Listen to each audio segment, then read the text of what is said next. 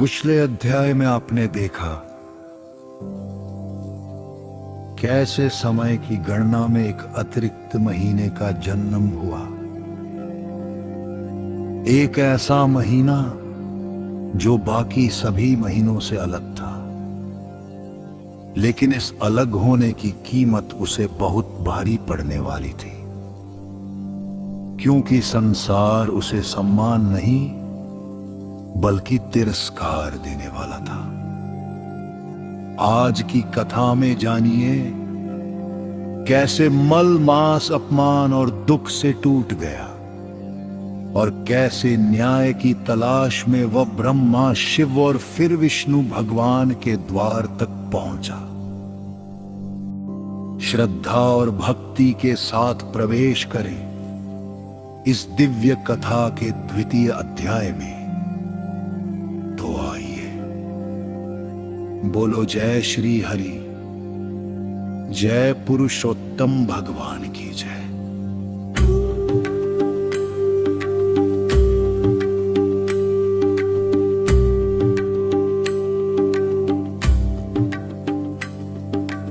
द्वितीय अध्याय मल मास का दुख। समय बीतता गया। सभी महीनों का अपना अपना महत्व था। कोई महीना देवताओं को प्रिय था, कोई त्योहारों के कारण पूजनीय माना जाता था। चैत्र में नववर्ष आता था। श्रावण भगवान शिव को प्रिय था। कार्तिक भगवान विष्णु की भक्ति का महीना माना जाता था। हर महीने का कोई ना कोई स्वामी था, कोई ना कोई सम्मान था। लेकिन एक महीना ऐसा था जिसे कोई पसंद नहीं करता था। वो था अधिक मास। उस समय लोग उसे मल मास कहकर पुकारते थे। जहां दूसरे महीनों में मांगलिक कार्य होते थे, वहीं इस महीने में लोग शुभ कार्य करने से डरते थे। कोई विवाह नहीं करता, कोई गृह प्रवेश नहीं करता, कोई नया व्यापार शुरू नहीं करता। ये सब देखकर मल मास बहुत दुखी रहने लगा।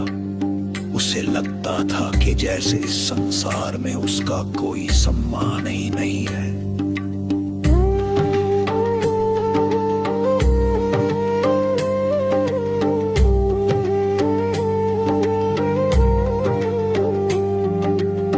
एक दिन दुखी होकर वह अकेला बैठा रो रहा था। उसके मन में पीड़ा थी। वो सोचने लगा, मैंने किसी का क्या बिगाड़ा है? फिर लोग मुझसे इतनी घृणा क्यों करते हैं? आखिर मेरी गलती क्या है? उसका दुख इतना बढ़ गया कि उसने देवताओं से न्याय मांगने का निश्चय किया। सबसे पहले वह ब्रह्मलोक पहुंचा। चारों ओर दिव्य प्रकाश फैला हुआ था। देवता ब्रह्मा जी की स्तुति कर रहे थे। मल मास धीरे धीरे ब्रह्मा जी के पास पहुंचा। उसकी आंखों में आंसू थे। उसने हाथ जोड़कर कहा, हे ब्रह्मदेव, आप सृष्टि के रचयिता हैं। कृपया मेरे दुख को समझिए। ब्रह्मा जी ने पूछा, हे मास, तुम्हें किस बात का दुख है? मलमास बोला, प्रभु, संसार के सभी महीनों का सम्मान होता है, सबके स्वामी है, लेकिन मेरा कोई स्वामी नहीं है। लोग मुझे अशुभ कहते हैं, मेरा अपमान करते हैं। कोई शुभ कार्य मेरे समय में नहीं करता। मैं अब ये अपमान सह नहीं पा रहा हूं। मलमास की बातें सुनकर ब्रह्मा जी गंभीर हो गए।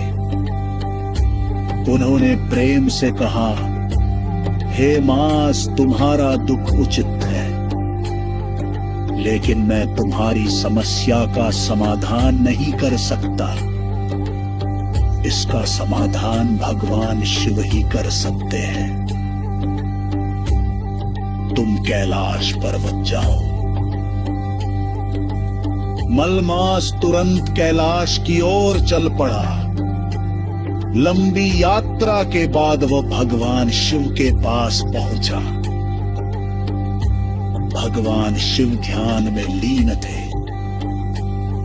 मलमास ने उनके चरणों में गिरकर अपनी सारी पीड़ा सुना दी। उसने रोते हुए कहा, हे महादेव, संसार मुझे अवित्र समझता है, मेरा कोई सम्मान नहीं करता।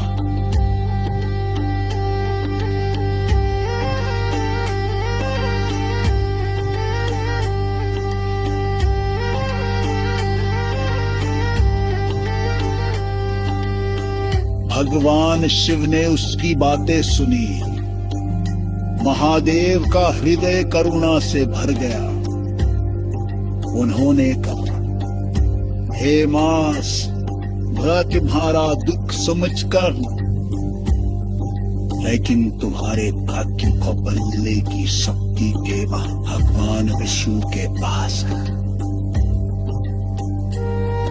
तुम वैकुंठ जाओ, भगवान विष्णु अवश्य तुम्हारे सहायता करेंगे।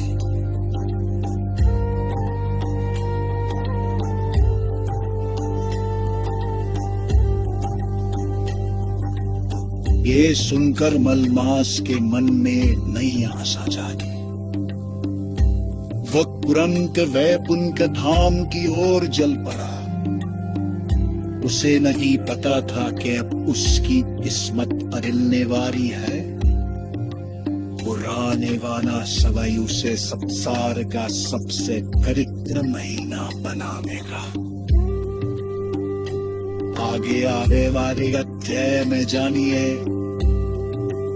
कैसे भगवान विष्णु ने मलमास को अपना नाम लेकर उसे पुरुषोत्तम दास बना दिया। द्वितीय अध्याय संपन्न हुआ। बोलो जय श्री हरि, जय पुरुषोत्तम भगवान की जय हो। अगर आपको ये वीडियो पसंद आई हो तो वीडियो को लाइक करें, अपने दोस्तों के साथ शेयर करें और ऐसे ही शानदार वीडियो देखने के लिए चैनल को सब्सक्राइब करना ना भूलें। नीचे कमेंट करके जरूर बताएं कि आपको ये वीडियो कैसी लगी। मिलते हैं अगली वीडियो में।